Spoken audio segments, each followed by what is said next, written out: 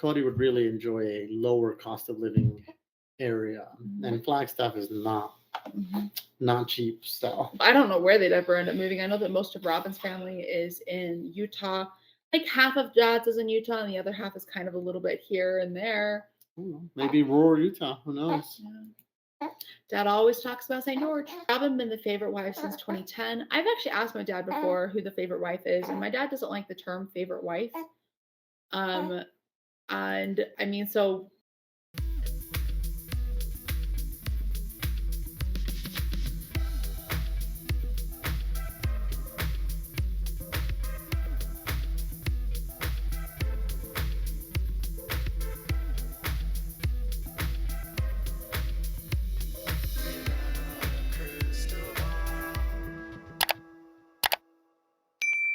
Hi everyone, it's Katie from Without a Crystal Ball. Welcome back to my channel. It's Friday, March 24th, 2023. I hope you're having a great day. I'm back.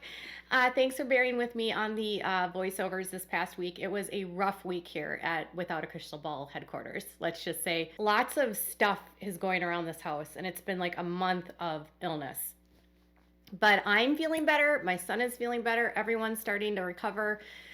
So I actually, fun fact, started working on this video yesterday, and I got so deep into my research for the interview for this video that I ended up like, it was 5:30 by the time I looked at the clock, and I was like, oh my God, I can't film now.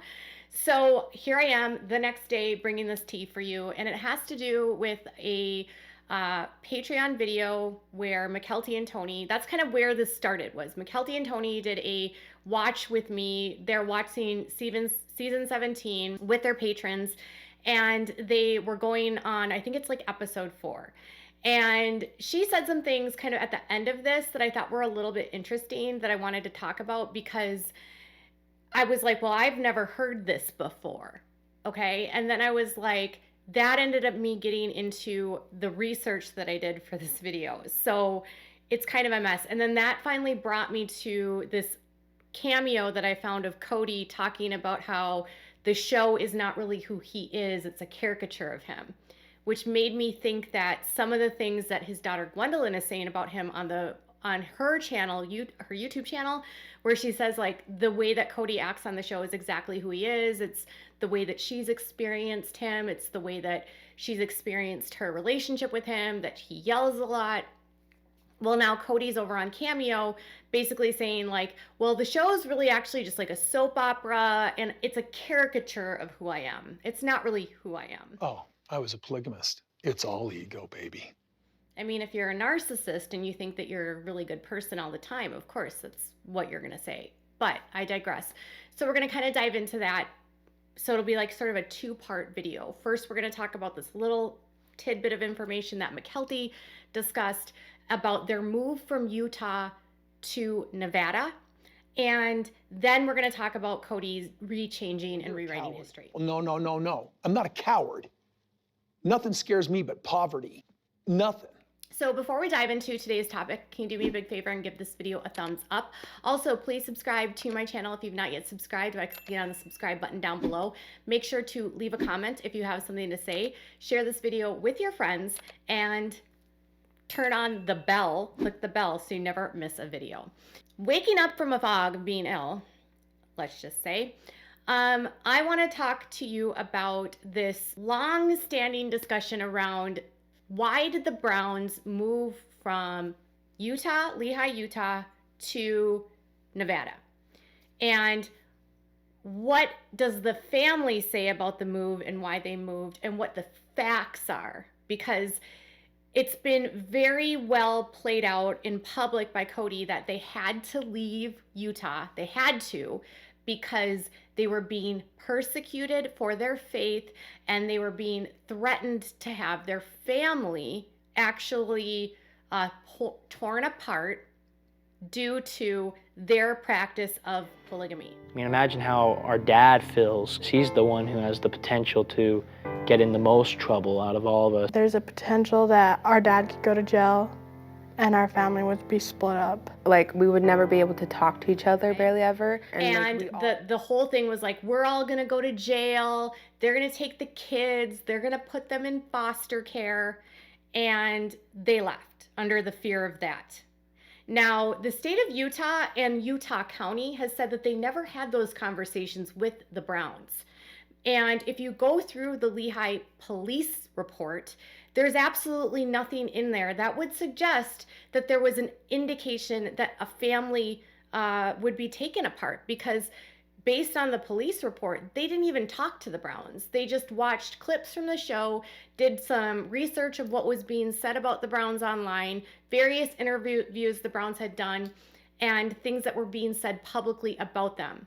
There was literally nothing going into the Browns, okay? Like, in the police report, there's no discussion like, we knocked down on their house and we talked to them and discussed things with them. It's literally like the police report is, we watched the show and Kody purports to have these wives and he's got kids with these women, and Robin is a wife that claims to be a wife, but she's really a girlfriend.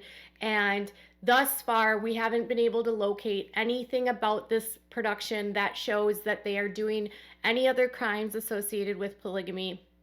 We haven't located any welfare fraud or child issues, child underage marriages, bankruptcy fraud, anything like that. Like, well, they can't charge for bankruptcy fraud at the state level. So, but they didn't see anything outwardly from a high level in inquiry that they were doing to notify whether or not they were committed any secondary crimes associated with polygamy. The actual Lehigh police report is kind of an interesting one. This was actually done in 2010. It was not long, and it was not long after the show aired for the very first time.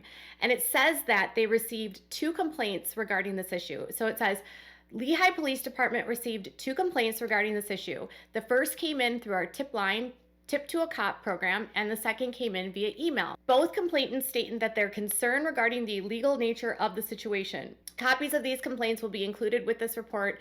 It should be noted that the sender of the email complaint listed Ohio as their state of residence. So the show goes live and people are concerned about the fact that they're on TV and they're basically admitting that they're breaking the law. So the next part of the report says that the section of the Utah Constitution states that the following ordinance shall be irrevocable without the consent of the United States and the people of the states. Religious toleration, polygamy forbidden.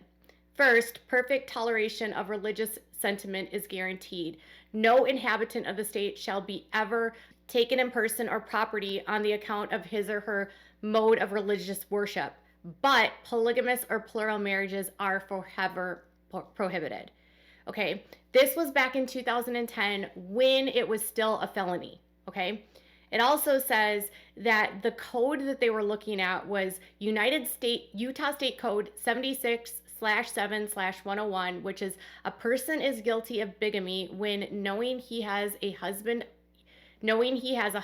or wife, or knowing the other person as a husband and wife, and the person purports to marry another person or cohabitates with another person, or it's a felony of the 3rd degree. Bigamy is a felony of the 3rd degree. It shall be a defense to bigamy that the accused reasonably believed that the other person were legally eligible to remarry. So it's basically that as long as you purport to be in a marriage, and it's a 3rd degree felony, which in the grand scheme of things in the state of Utah, I think is like the maximum would have been 5 years in prison at that time. Anyways, so it goes into detail about how Kody purports to be married to Christine, Janelle, and Robin, and that his only legal marriage is with Mary. And it's literally going off of what they saw on the show and like what was in the details.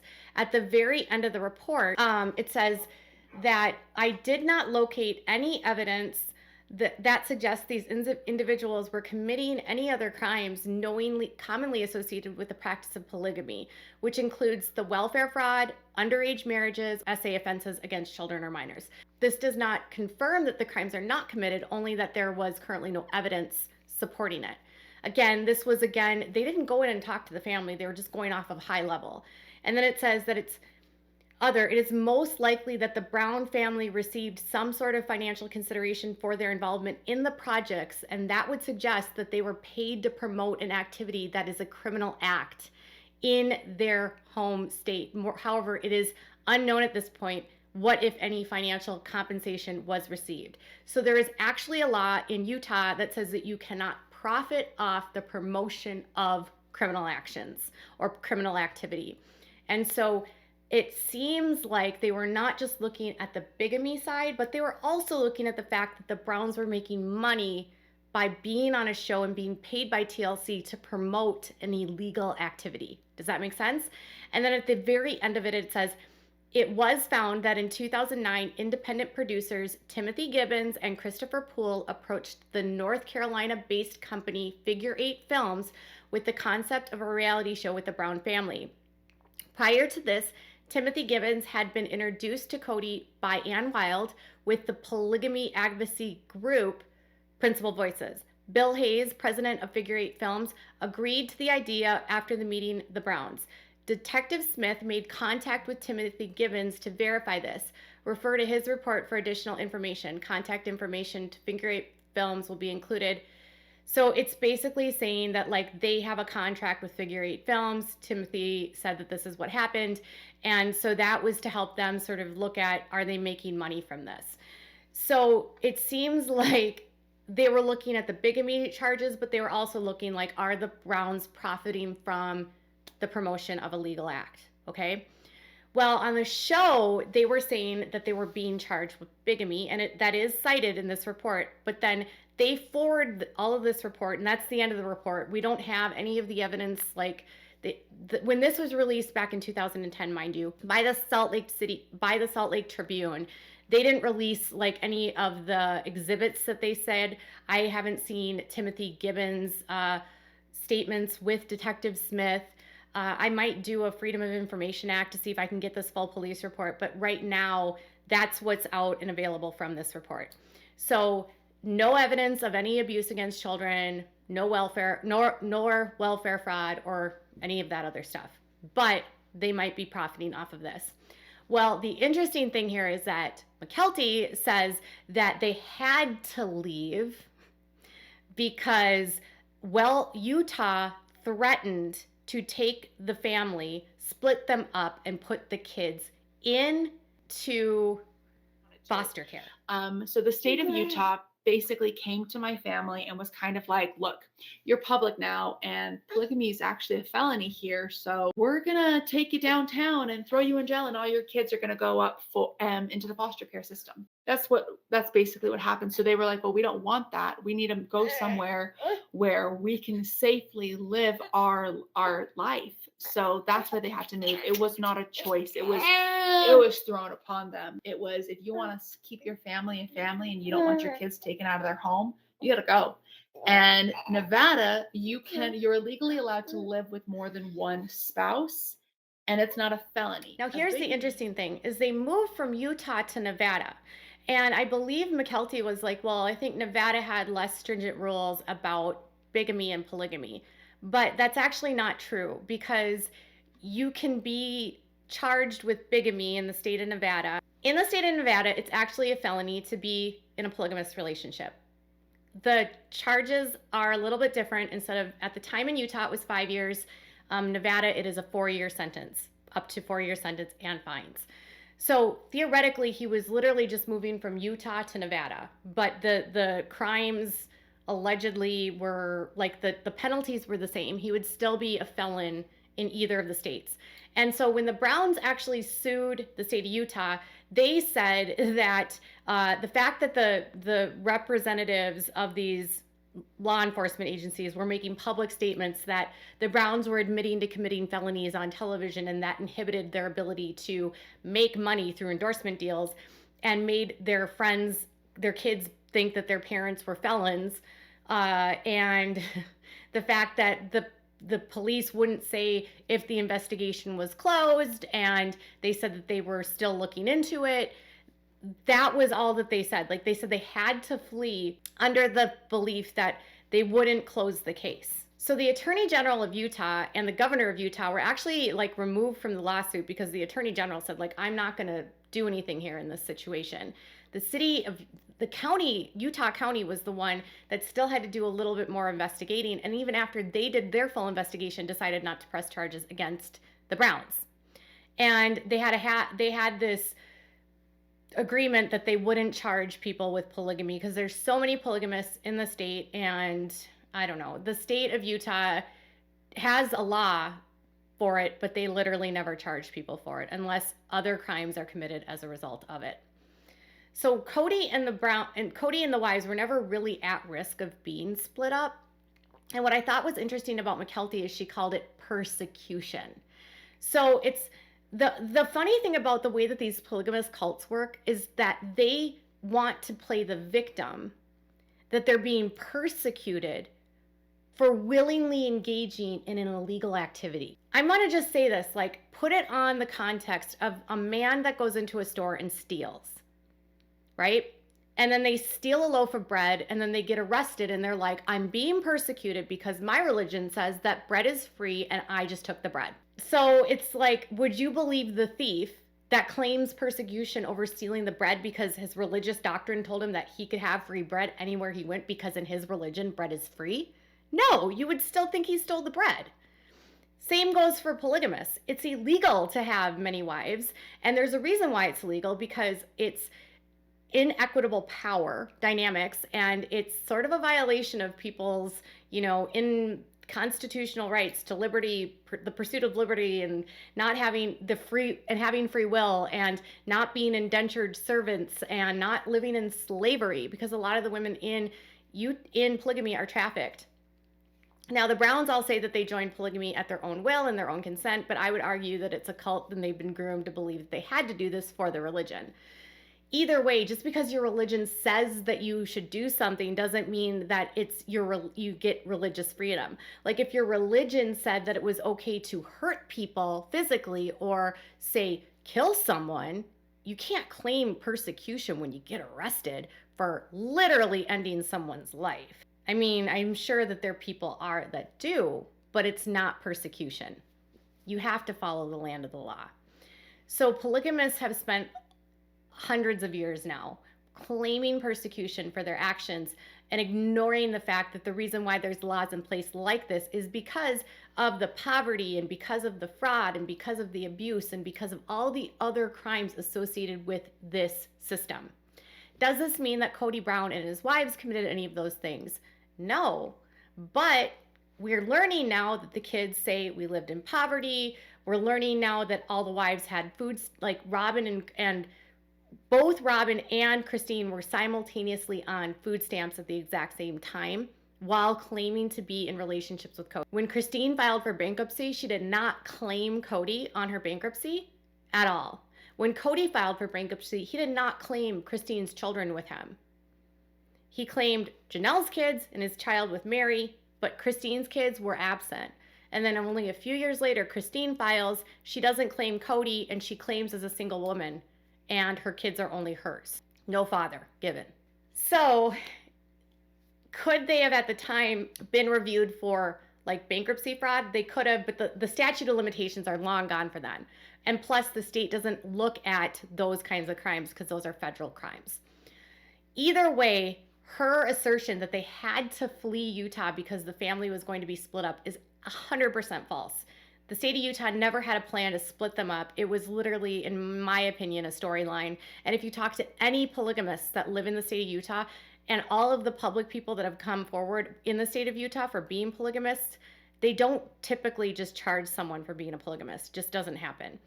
I don't know why the state of Utah is this way. I mean, I guess I do. It's because of the way that the LDS is so ingrained into the system, and it's an ugly stain on the LDS faith because polygamy was practiced in the church's past, and it's because the fundamentalists and the LDS church are parallel, even though they're not the same faith, they follow the same doctrine.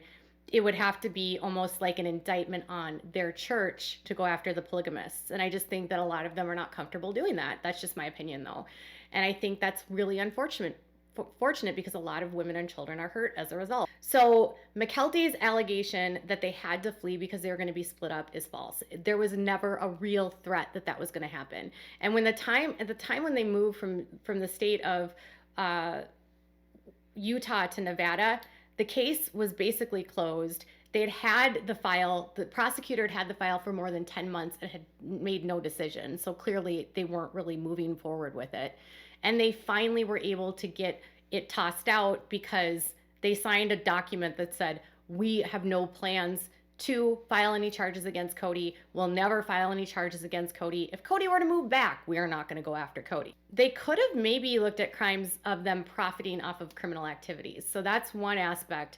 And maybe if they would have dove deeper, they could have maybe found child abuse. They might have been able to find the welfare fraud, but the Browns left before a meaningful investigation really could have happened. And then they never were really interviewed. So how deep did this investigation go? Not very. It's just interesting to me how Kody has framed this whole situation and narrated it to the kids so that they believe that they're going to be thrown out. And Kody also and his wives have narrated the raids of the polygamists in the 40s and the 50s as though they were being persecuted. But those raids had to do with these men like trafficking minor girls, like 13 and 14-year-old girls who were being married to adult men in their like late 30s, 40s, and 50s, and men trading their daughters to one another and sending them from northern Utah to southern Utah and then taking girls into Mexico that were minors.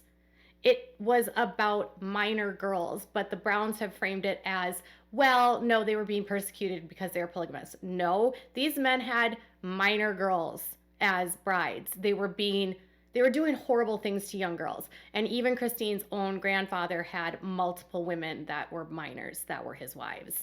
So it's a reframing of history to make them think that they're like victims when they're not. You know, your grandfather, your creepy man that took young underage brides, and he was being rightfully prosecuted for what he was doing. So that gets me to this very last point of that Kody did a video where a cameo, and someone had mentioned that they really enjoyed the show and that they talk on the phone with their friend after to sort of discuss what they find out. And Kody said it was like a soap opera, like the show has become a soap opera. She says you guys watch the show all the time and then debrief each other on the phone afterwards. That defines my show as a soap opera. And it is a little soap opera. Or it is a little soapy, and it's a little bit melodramatic, so I can see that. But it's just a caricature of who we are. Anyway, thanks for being a fan. Thanks for watching the show. And he said, well, I guess, I mean, it's not really my life. It's just a caricature of my life, right? So it's really not who I am. That's just like this character I play on TV. Except his own kids have said that that's actually how Kody acts. So Kody is trying to reframe it that it's just the editing that is making him look like the villain, and that's not really who he is.